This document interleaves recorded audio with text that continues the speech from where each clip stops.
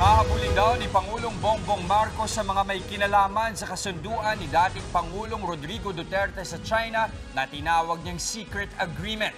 Kasunod yan ang pag-amin ng Chinese Embassy na meron talagang nangyaring gentleman's agreement sa Administrasyong Duterte. Nasa frontline ng balitang yan, si Shaila Francisco.